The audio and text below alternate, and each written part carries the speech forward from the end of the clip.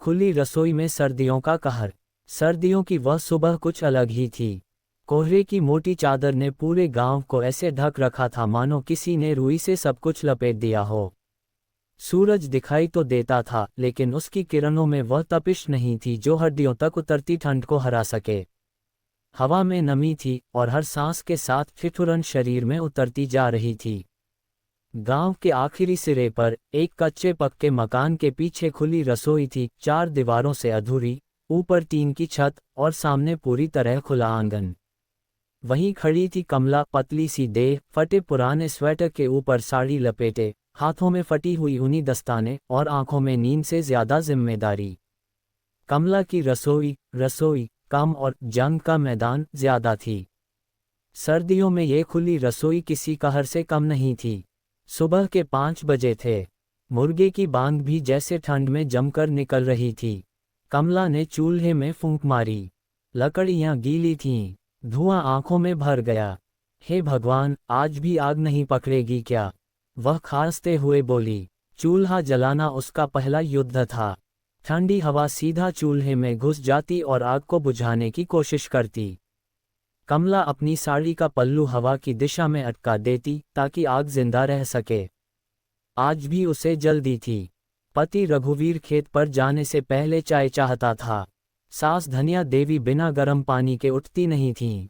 2 बच्चे पिंकी और गोलू स्कूल जाने से पहले पेट भर खाना चाहते थे। कमला की सुबह किसी अलार्म से नहीं, बल्कि ज़रूरतों की चिल्लाहट से शुरू होती थी। जब पानी उबलने लगा तब तक कमला के हाथ सुन्न हो चुके थे। चाय बनाते समय चम्मच पकड़ना भी मुश्किल हो रहा था।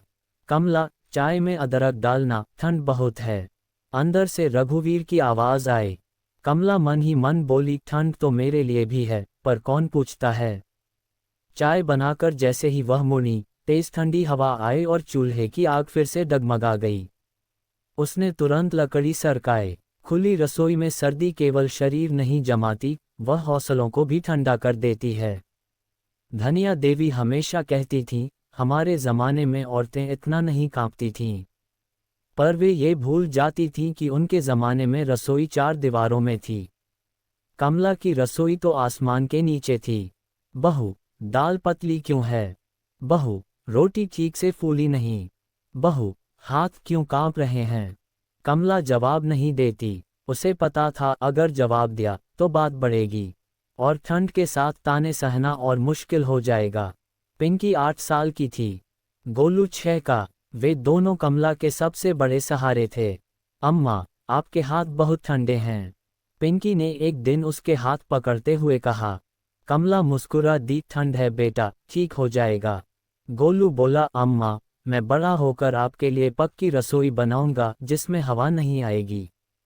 कमला की आंखें भर आईं। उसे पहली बार लगा कि उसकी ठंड किसी को दिख रही है। दिसंबर के आखिरी हफ्ते में ठंड ने सच में कहर ढा दिया। रात को पाला गिरने लगा। सुबह चूल्हे की लकड़ियां बर्फ जैसी ठंडी होतीं। एक दिन कमला देर तक रसोई में रही। दाल चढ़ी थी, सब्जी काटनी थी, रोटियां बनानी थीं। हाथों की उंगलियां सुन्न हो चुकी थीं। अचानक चाकू फिसला। उसकी उंगली कट गई। खून बहने लगा, पर ठंड इतनी थी कि दर्द तुरंत महसूस नहीं हुआ। वह चुपचाप अंदर गई, कपड़े से उंगली बांधी और फिर वापस रसोई में आ गई। क्योंकि खाना बनना था, क्योंकि घर भूखा नहीं रह सकता था। उस रात कमला को तेज बुखार आया। शरीर कांप रहा था। रघुवीर ने कहा, इतनी ठंड में खुली रसोई में दिन भर रहेगी तो बीमार ही पड़ेगी। कमला मन में हंसी, अगर मैं न रहूं तो खाना कौन बनाए।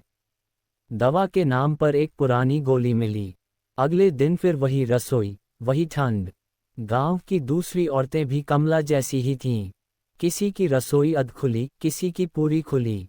सब ठंड से जूझ रही थीं, पर आवाज किसी की नहीं निकलती।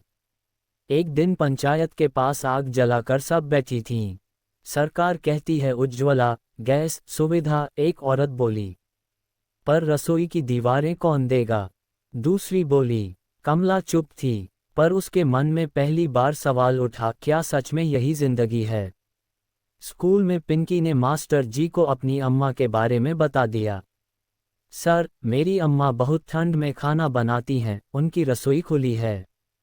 मास्टर जी का दिल भर आया। उन्होंने गांव में एक बैठक रखवाई।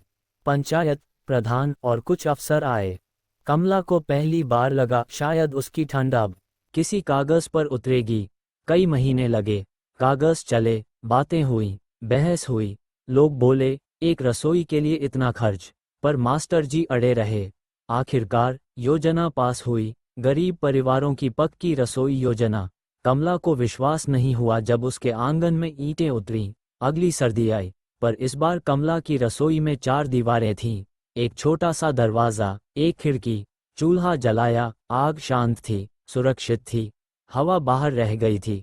कमला ने हाथ सेके और पहली बार सर्दियों में खाना बनाते हुए कांपी नहीं। उसकी आंखों से आंसू निकले, ठंड के नहीं, सुकून के।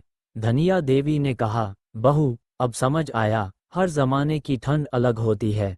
रघुवीर बोला, हमने देर से सही, पर किया। पिंकी और गोलू हंस रहे थे। कमला ने आसमान की ओर देखा और मन ही मन कहा, सर्दी ने मुझे तोड़ा नहीं, उसने मुझे मजबूत बनाया। खुली रसोई में सर्दियों का कहर सिर्फ ठंड की कहानी नहीं है, यह उन औरतों की कहानी है जो हर मौसम में चूल्हे की आग से ज्यादा अपने हौसले जलाकर घर को गर्म रखती हैं।